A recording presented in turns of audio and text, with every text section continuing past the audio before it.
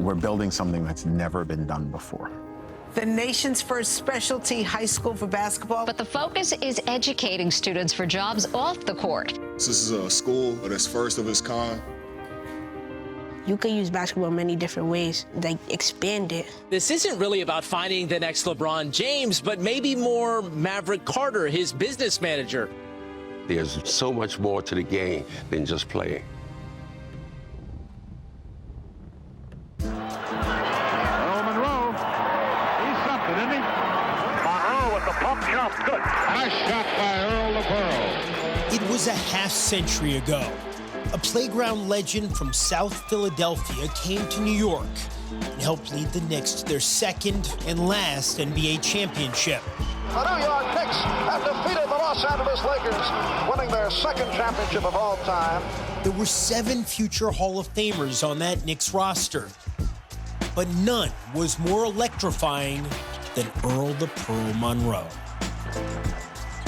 Now, all these years later, there's a new monument in New York to Monroe's greatness, but it's miles away from Madison Square Garden, and it's not a statue or a retired jersey. Well, you know, you don't grow up and thinking that all of a sudden you're going to have a school named after you. So, you know, this is really special. But this is obviously Dan Cloris's vision. I want to introduce Mr. Dan Cloris. Dan Cloris, who's a Brooklyn native, is an award-winning documentary filmmaker who spent the last 8 years working tirelessly to make this school a reality. Why a school focusing on the industry of basketball? Because there's so many schools, academies. If you're a great player, you're never going to have an issue. But what about all of the children who have hope to be pro basketball players? They may dream it, but what about all of the ancillary opportunities, the ecosystem of the game? That's why. Who needs a school, another school for playing a basketball? I mean, it's the last thing in the world we need, and it's the last thing in the world these communities need. Why name the school for Monroe?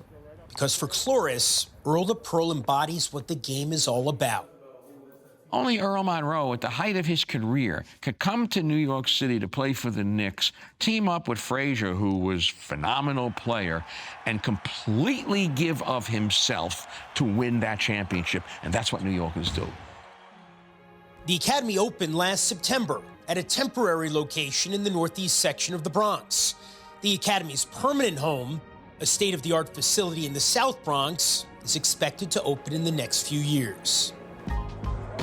What kind of interest has there been in attending this school since you announced? There's great interest in attending. The charter system is by lottery. You've got to register, put your name in the hat, and then you get picked. We have 110 spots. There's a waiting list. Last year was our first year. We had about 650 applicants. This year we'll have thousands. What do these kids know about Earl Monroe?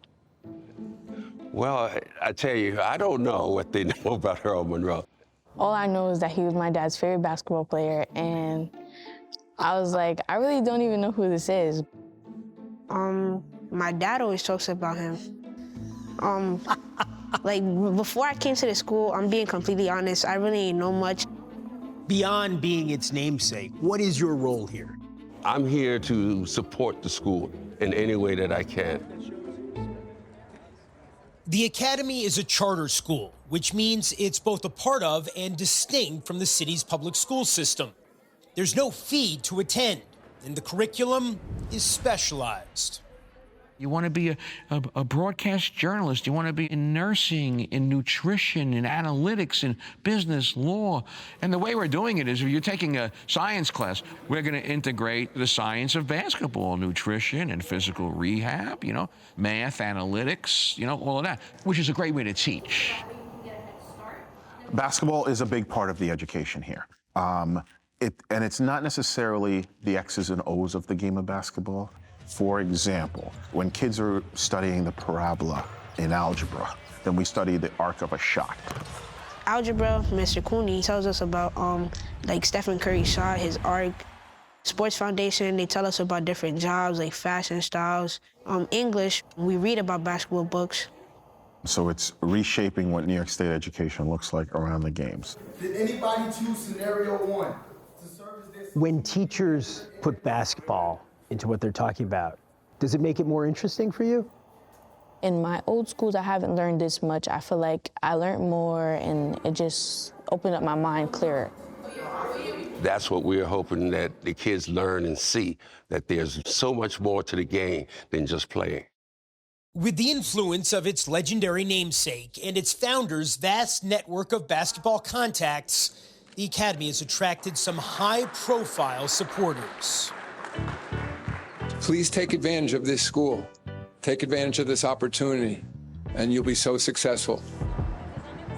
I had this idea of doing a match to raise money. So I was speaking to a friend of mine at Knick Management, and I said, what can we do with the Knicks? And he said, how about Julius Randle in threes?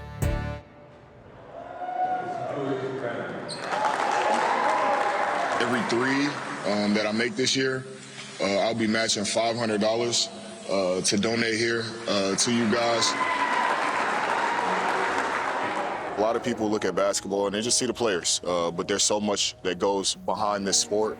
There's so many different jobs and opportunities in the business of basketball. This is amazing. It changes my learning experience because before I used to think like school was boring, like it was useless, but like now I come to school knowing that I have opportunities to do something big. I feel like everybody's having the best experience here. It's my happy place. What does success here look like for you, for the school? I'm not going to put an end point on success, but we have their interest, we have their passion. Now we can show them, how does this apply to taking your world to new heights? We're playing in a different arena. We're playing in the arena of life, and we're giving kids the opportunity to try and pick and choose what it is that they want to do and be. That's what it's all about.